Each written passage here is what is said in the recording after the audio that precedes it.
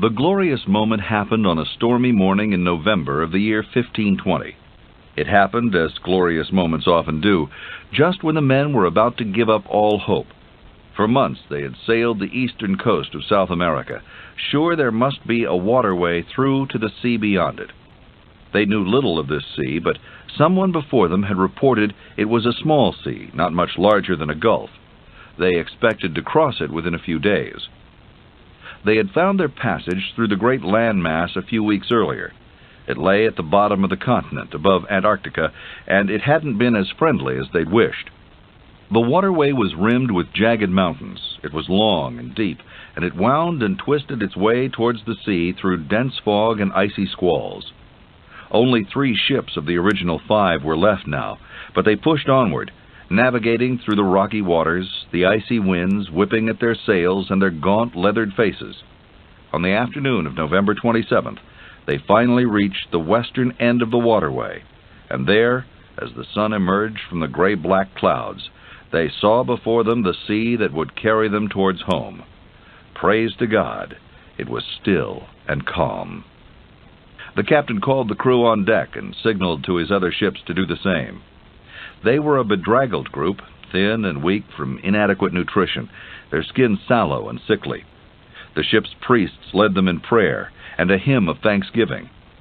Then their captain unfurled the flag of Spain and announced they were about to sail onto a sea no ship had ever sailed before. He prayed the sea would remain as benevolent and serene as it was that day, and then he christened it the Mar Pacifico, the Pacific Ocean. With that, the ships moved forward into the great unknown.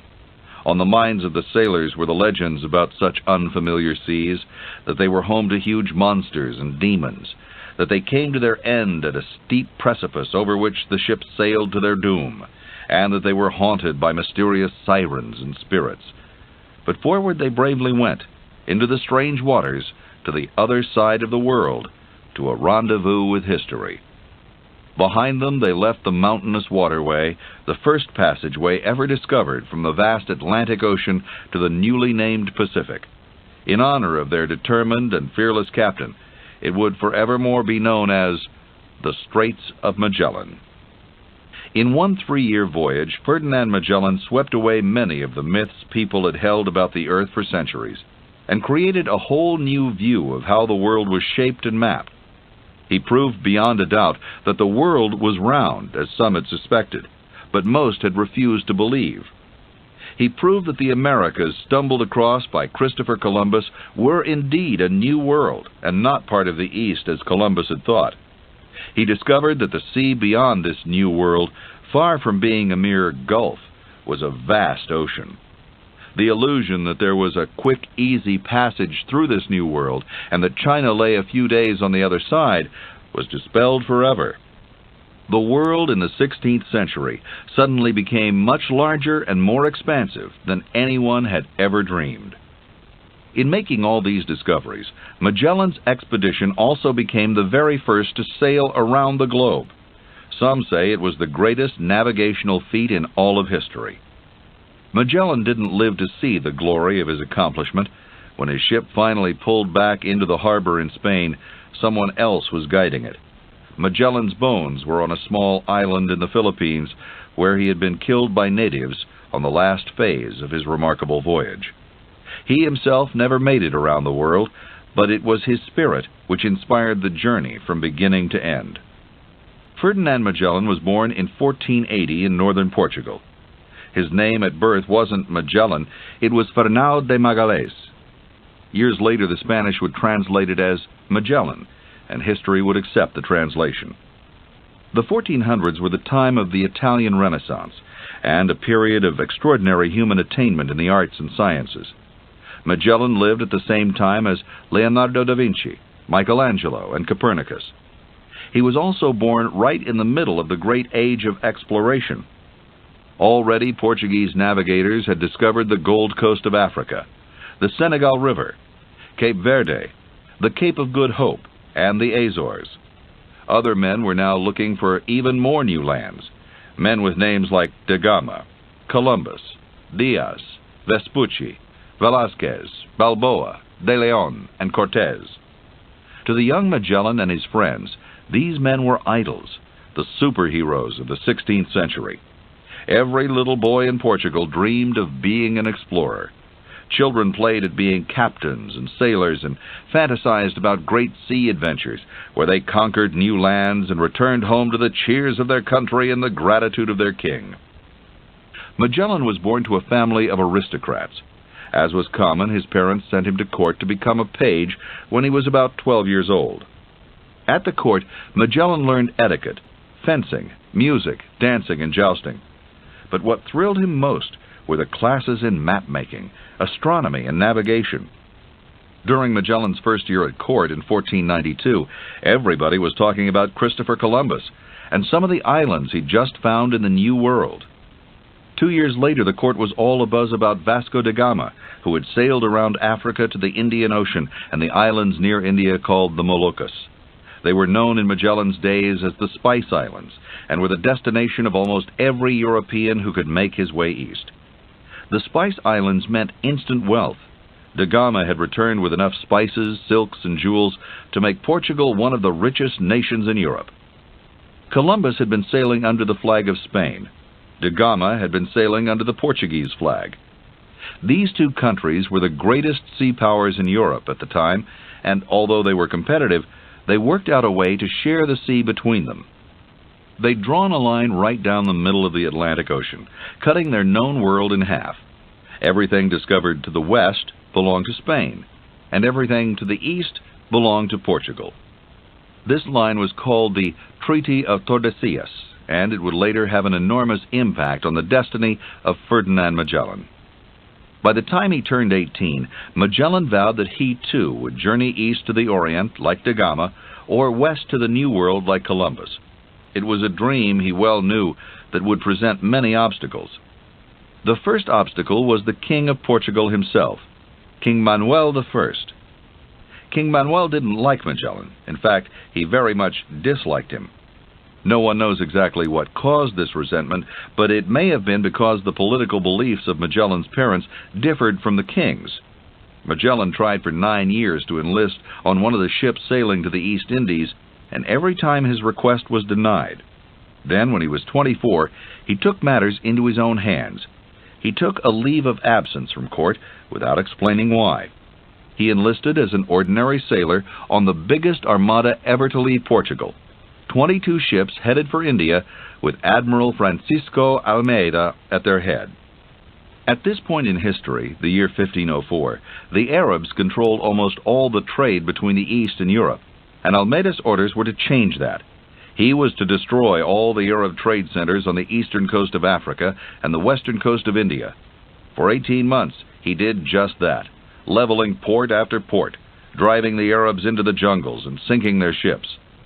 Magellan fought so well that he was rewarded with 2 promotions. He also suffered life-threatening injuries and spent 5 months recovering in a hospital. It was on this journey that Magellan acquired a 13-year-old slave boy named Black Henry, who remained at his side the rest of his life. He also acquired his own ship, confiscated from the Arabs. The Portuguese victories off the coasts of Africa and India had shattered the Muslim base in the Indian Ocean.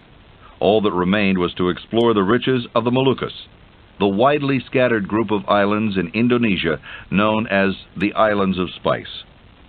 After the slaughter and destruction on the African coast, Magellan took his new ship and headed eastward on a mysterious journey of which there are few records.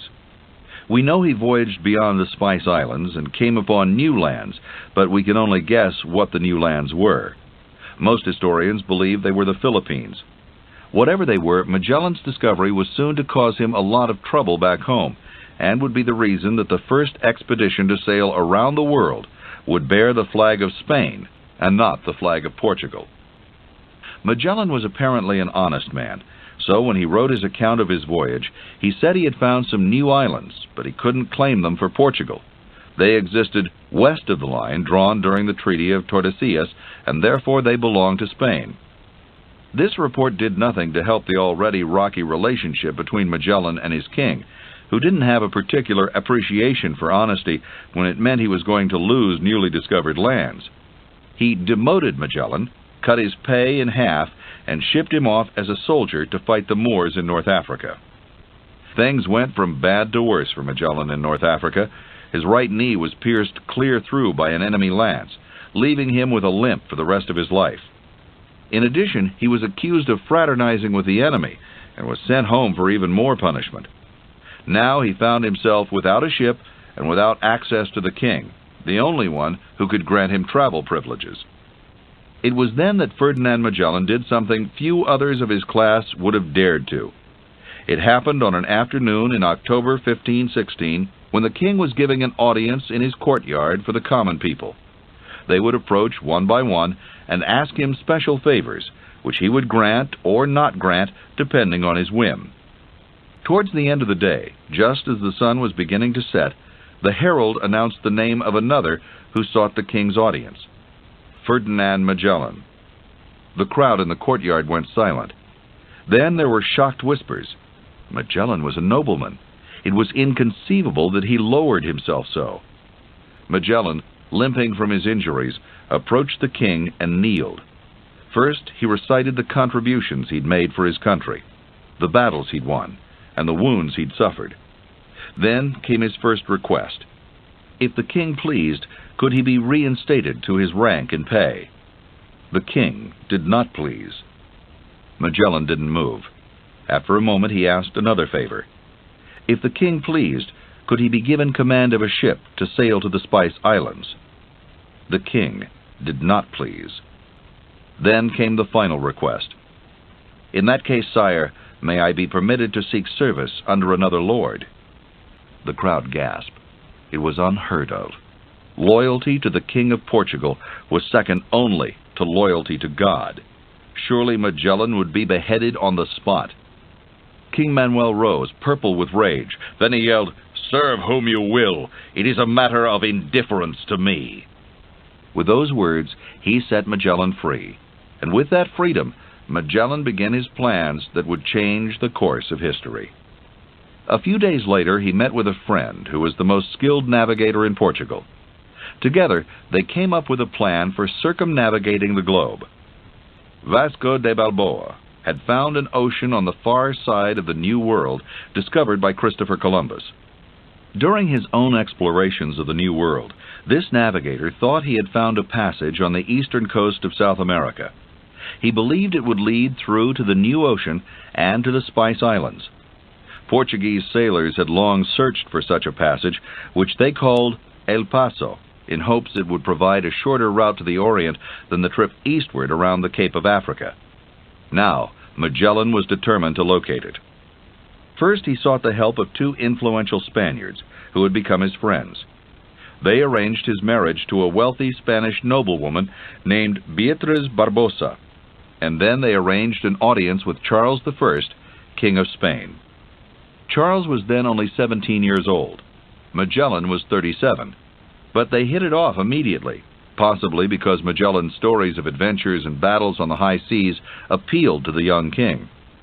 He told the king of the islands he'd discovered, and how he'd reported to King Manuel that the islands belonged to Spain. King Charles was even more impressed. Finally, he told the king he believed he could find El Paso, the key to the short sea route to the Spice Islands. This would mean Spain no longer had to sail around the Cape of Africa, which was now controlled by the Portuguese. Not only that, but if he could find the Spice Islands by sailing west instead of east, then by the rules of the Treaty of Tordesillas, they would belong to Spain. That was all the king had to hear. He promised the ships and men Magellan would need, adding the postscript that he should rediscover the Philippines and convert the inhabitants to Christianity. He also offered Magellan 1/5 of the profits from the voyage, plus a salary. Magellan agreed and set to work. It took over a year to gather the crew and supplies and make the 5 ships ready for sea. The ships included the San Antonio, the Victoria, the Concepcion, the Santiago, and Magellan's flagship, the Trinidad. 3 of the ships were in the command of Spanish captains. 1 was in the command of a Portuguese captain. The crew was a broader mix, mostly Spaniards, some Portuguese, and the rest from 9 different countries. There was also at least one spy on board, sent from Venice to report on any new trade routes that were discovered. Also unknown to the captain or crew, saboteurs from Portugal had crept into the ship's holds and removed 1/3 of the men's rations. Magellan said farewell to his wife and his infant son. Then, on September 20th, 1519, the fleet set sail towards an unknown passageway, an unknown sea, and an uncertain destiny. There were 270 men aboard, and they expected to be home, their cargoes loaded with riches, within a matter of months. It would instead be 3 years. The ship stopped briefly in the Canary Islands, and then made their way across the familiar Atlantic to the coast of South America. Following the directions of his navigator friend, Magellan led them to an estuary that he believed would lead to the sea beyond the New World.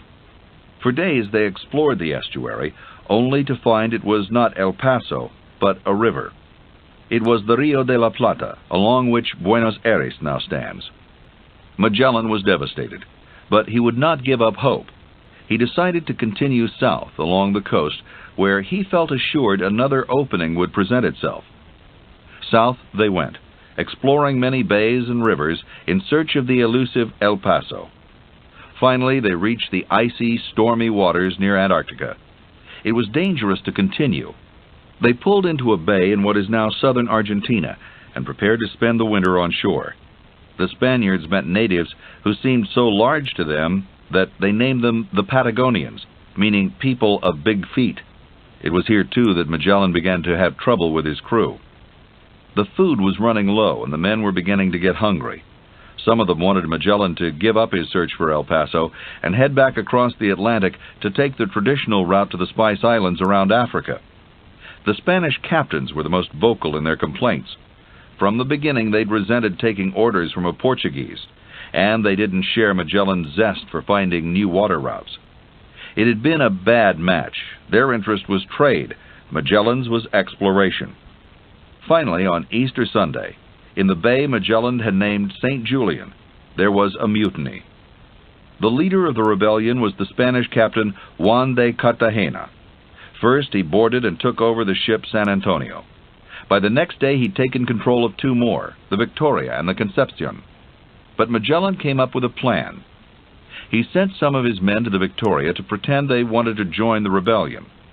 After they were aboard, they whipped out their concealed weapons and took over the ship. Next, Magellan took the 3 ships he now controlled and blocked the mouth of the harbor so the mutineers couldn't escape. One Spanish captain had been killed in the battle, and the other 2 had no choice but to surrender. Magellan's punishment was swift and severe. One captain was executed, and Cartagena, the leader, was marooned on a small deserted island and left there to die. Crew members who joined the mutiny were forced to perform their duties in chains for the remainder of the stay on shore. In October, when the weather had grown milder, the fleet set out again along the coast, searching for a passage through. During one of these searches, the Santiago was wrecked on a sandbar during a storm. There were now 4 ships remaining. After rounding a promontory on October 21st, they came upon the narrow, winding straits that led westward towards the new ocean. The San Antonio deserted midway and headed back towards Spain. Only 3 ships made their way up the 350 stormy miles onto the calm, blue expanse Magellan dubbed the Pacific. When Magellan saw it, he broke down and cried with joy. The first crossing through the Straits of Magellan had taken over a month. All aboard felt assured they could cross this peaceful ocean in a matter of days, but the voyage that awaited them was one of the most difficult in all of history. At first, Magellan led his ships up the coast of Chile.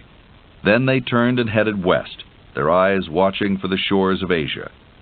Days passed, then weeks. Magellan tore up the useless charts he'd brought with him and watched as the pieces floated down to the sea. 2 months passed, and still no sight of land. The weather turned warmer, and the little food they had left began to turn rancid. They couldn't even identify some of it, so profuse were the maggots. Their water supply was covered with a scum so foul they had to cover their noses to drink it. The men ate the rats first. Then they ate sawdust. Finally, they dragged the ship's rigging in the sea to soften it, and then ate the leather.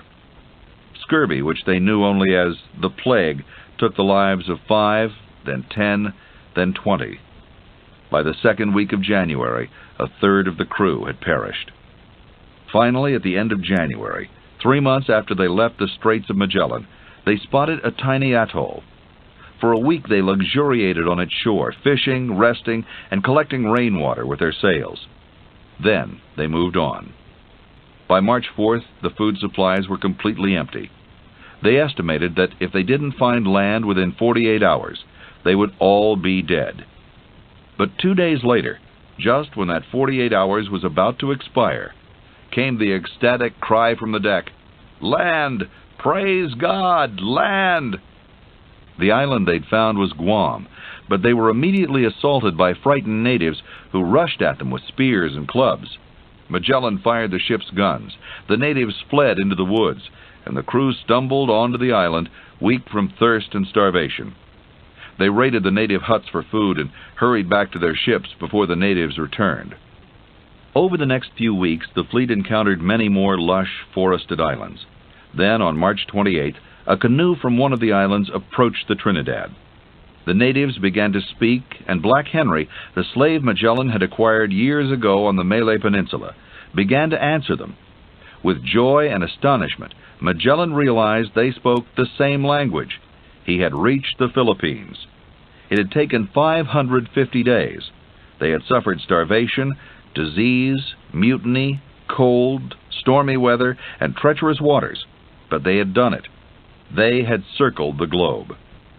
Joyful over his success, Magellan led his men onto the islands, never suspecting that although he had survived the perils of the sea, it was the perils of land and men that would be his downfall. For a while, the Philippines were like paradise. The sailors were welcomed by the natives, and they set up a marketplace where they exchanged iron for the gold and precious gems of the islands. The rulers of the island were especially friendly. Some of them converted to Christianity, and then convinced their followers to do the same.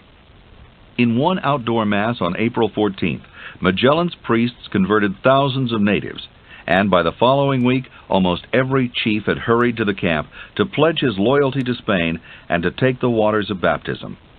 All but one chief, and his name was Silapulapa. A chief who was a rival of Silapulapa encouraged Magellan to bring the gospel to Silapulapa's island, named Mactan. The chief had seen the large cannons of the Spanish ships. He saw an opportunity to defeat a longtime foe. Magellan's officers protested. They didn't want to see Spain getting involved in local politics, and furthermore, they had not yet reached their goal. The Spice Islands were now only a short distance away. Magellan could not be swayed. He sent his men to Mactan, where they burned the villages and killed several islanders. To Magellan's frustration, Silapulapa escaped. He determined to find the chief himself. He approached the shore of Mactan with 60 volunteers in longboats, armed with cutlasses and protected by helmets. He sent Black Henry to offer the terms of surrender, obedience to Spain, and to the Christian chief who had encouraged Magellan to attack. The islanders refused, and Magellan and his men leapt into the shallow water and prepared to attack. They waded ashore, only 49 of them, for 11 had been left to protect the boats, and saw before them 1,500 islanders armed with bamboo lances, staves, stones, and even dirt. Magellan was struck on one leg with a poisoned arrow and ordered a retreat, but most of his men had already taken flight. Only 7 or 8 remained by his side, including the loyal slave Black Henry. Slowly they tried to back up towards the boats, but the natives moved in on them, hurling lances, then retrieving them and hurling them again. They aimed chiefly at Magellan, whom they knew was the captain. What happened next was recorded by one of the men who survived. An islander at length succeeded in thrusting the end of his lance through the bars of the captain's helmet and wounding him in the forehead. He, irritated, ran the assailant through the body with his lance. He now attempted to draw his sword, but was unable, owing to his right arm being grievously wounded. The Indians, who perceived this, pressed in crowds upon him, and one of them, having given him a violent cut with a sword on the left leg, he fell on his face. On this they immediately fell upon him. Thus perished our guide, our light, and our support. On falling and seeing himself surrounded by the enemy, He turned towards us several times, as if to know whether we had been able to save ourselves. As there was not one of us who remained with him, but was wounded, and as we were consequently in no condition either to afford him succor or revenge his death, we instantly made for our boats. To our captain, indeed, did we owe our deliverance, as the instant he fell, all the islanders rushed toward the spot where he lay. When Magellan's men returned to the other islands, they discovered they were held in contempt for having been defeated. Several more men were killed by the Filipinos before the rest could escape back to their ships. A sailor who had participated in the mutiny against Magellan took all the captain's papers and letters and put them aboard the Concepcion. Then, because the crew was no longer large enough to man 3 ships, he set it afire. The remaining 2 ships set sail for the Spice Islands under the command of Juan Sebastian Elcano, an officer who had participated in the rebellion. They arrived in November 1521 and took nutmeg, clove, and other valuable spices on board. The Trinidad tried to sail eastward across the Pacific to the Isthmus of Panama. Balboa had crossed the isthmus years earlier from the Atlantic, and this is when he'd first spied the Pacific Ocean. But bad weather and disease hit the Trinidad, and half the crew died. The survivors returned to the Spice Islands, where they were imprisoned by the Portuguese. Now only the Victoria was left to make the journey back to Spain. It set out westward across the Indian Ocean, around the southern tip of Africa, and northward toward Spain. Like the Trinidad, it ran into trouble, and many of the crew died of malnutrition and starvation.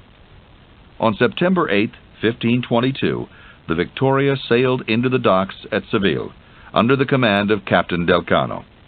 It had been 3 years and 50,000 miles since the 5 ships under the command of Ferdinand Magellan had set out for a short route to the Indies. Now, only 1 had returned. Of the 277 men who had sailed forth that day in 1519, only 18 were left. Ferdinand Magellan was not among them. Captain Elcano, as the first to circumnavigate the earth, had not accounted for the 1 day's time he would lose. He was very puzzled when he saw that his precisely kept log was 1 day behind. The Spanish condemned Magellan when they heard the stories of his harshness and the errors he'd made about the location of El Paso. The Portuguese condemned him as a traitor. To Captain Elcano remained the glory and the profits. The cargo on board the Victoria had more than paid for the expenses of the voyage. The king gave him a new coat of arms, with a globe and the inscription, Primus circumdediste me. You were the first to encircle me. Today Magellan is a hero to some, a villain to others. He was a man of his times, filled with contradictions that seem puzzling to us 500 years later. He was outraged by the control his king had over him, yet he himself kept a slave. He fought loyally for Portugal and even suffered severe wounds for his country, yet he didn't hesitate to turn his allegiance to Spain when it offered him greater opportunity. He was loyal to his friends and had saved many men in battle, yet he didn't hesitate to ruthlessly murder innocent natives. He was said to be a noble leader, admired by his men. Yet when hunger and despair drove them to rebellion, he responded with brutal, unforgiving vengeance.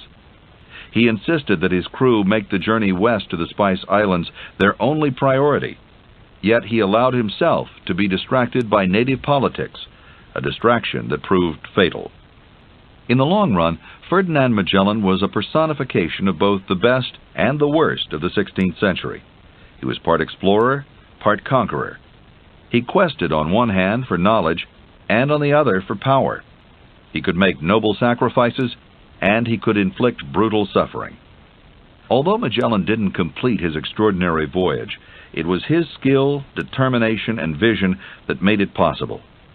He had found the waterway through the Americas. He had named the Pacific Ocean and crossed it from east to west, and he had discovered the vast, surprising size of that ocean. His expedition went on to prove without a doubt that the world is indeed round. And his discovery of the Straits of Magellan led to many future voyages which further explored the vast Pacific. In one sense, Magellan had failed in his mission. He didn't find a shorter route to the Spice Islands. He found a longer one. But that longer route accurately redefined the known world and dispelled for once and for all humanity's misconceptions about the planet on which we live.